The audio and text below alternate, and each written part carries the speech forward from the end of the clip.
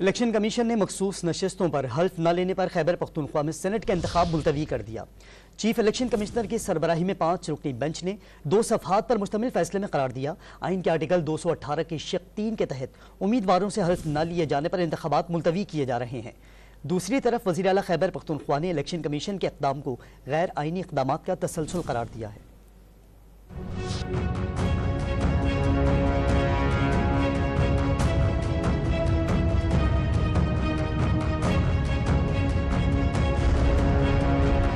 खैबर पख्तूनख्वा में senate election ता हुक्म सानी मुलतवी। इलेक्शन कमीशन ने खैबर पख्तूनख्वा में सेनेट इंतखाबात मुलतवी करने का तहरीरी ऑर्डर जारी करते हुए वाज़ेह किया कि स्पीकर खैबर पख्तूनख्वा असेंबली से मखसूस नशिस्तों के मेंबरान ने हल्फ बर्दारी के लिए राब्ता किया, मगर उन्होंने अरकान की हल्फ बर्दारी के इंतजामात नहीं किए।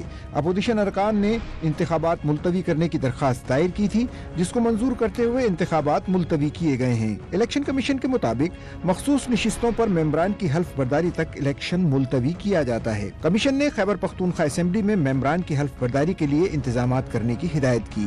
वजीर आला अली अमीन गंडापुर ने इलेक्शन कमीशन के इक़दाम को गैर आईनी करार दे दिया। मुल्क में बार बार आइन को तोड़ा जा रहा है। पहले पंजाब में और केपी में हमने अपनी हुकूमतें तोड़ी।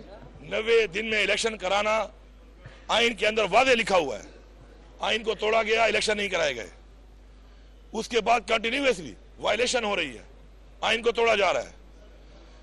हमारी सीटें, हमारी रिजर्व सीटें हमें नहीं दी गई। अपोजिशन लीडर ने इलेक्शन के इल्तिवा का जिम्मेदार हुकूमत को करार दिया। इल्जाम लगाया कि स्पीकर ऐवान के मुहाफिज का किरदार अदा करने की बजाय बानी PTI के टाइगर बने हुए हैं। बदकिस्मती से इस सूबे में जो फेडरेटिंग यूनिट है इस सेनेट इलेक्शन में, और इसमें इलेक्शन नहीं हो रही, हुकूमत की हटदर्मी की वजह से हुकूमत अपना जो रोल है वो प्ले नहीं कर रहा, और साथ साथ स्पीकर साहब जो है वो भी स्पीकर के बजाय इमरान खान के टाइगर बन चुके हैं, और साथ साथ सीम साहब भी टाइगर का किरदार अदा कर रहे हैं। स्पीकर खैबर पख्तूनख्वा असेंबली ने अपोजिशन के मौकिफ को रद्द करते हुए वाज़ेह किया कि वोटिंग की तैयारी मुकम्मल थी, मगर इलेक्शन कमीशन ने इंतखाबात कराने की बजाय इसे मुलतवी कर दिया। आज के दिन इजलास कोई नहीं था, आज का दिन इलेक्शन डे था।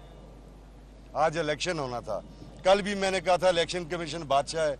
ये सारे लोग किताबों के, आइन की किताबों के ऊपर चढ़ के खड़े हुए हैं। ये अदारे जो हैं ये लिमिट्स अपनी एक्सीड करते हैं।